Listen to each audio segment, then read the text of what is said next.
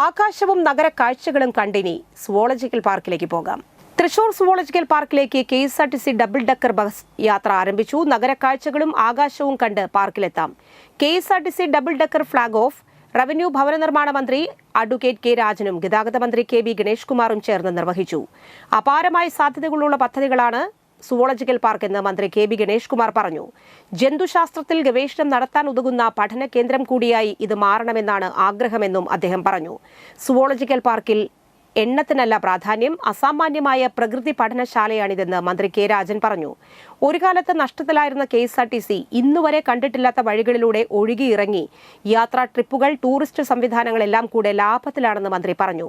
തൃശൂരിന്റെ സവിശേഷതകളെയും zoological പാർക്കിനെയും അടയാളപ്പെടുത്തുന്ന ഡിസൈനാണ് ബസിന് നൽകിയിട്ടുള്ളത്. തൃശൂർ പൂരവും പുലിക്കളിയും ചെണ്ടമേളവും പഞ്ചവാദ്യവും കഥകളിയും മോഹിനിയാട്ടവും മൃഗങ്ങളുമൊക്കെ ബസ് ഡിസൈനിന്റെ സവിശേഷതകളാണ്.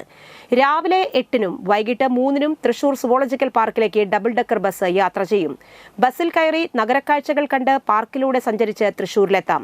ജില്ലാ panchayat president Mary Thomas, Ollukkara block panchayat president Sreevidya Rajesh, Ollukkara block panchayat വികസന സ്ഥിരം സമിതി അധ്യക്ഷ Mini Unnikrishnan, KSRTC chairman and managing director PS Pramod Shankar, വിവിധ വനംവകുപ്പ് ഉദ്യോഗസ്ഥർ, ഗതാഗതം, രാഷ്ട്രീയ പാർട്ടി പ്രതിനിധികൾ, ജനപ്രതിനിധികൾ, പ്രദേശവാസികൾ എന്നിവരും പങ്കെടുത്തു.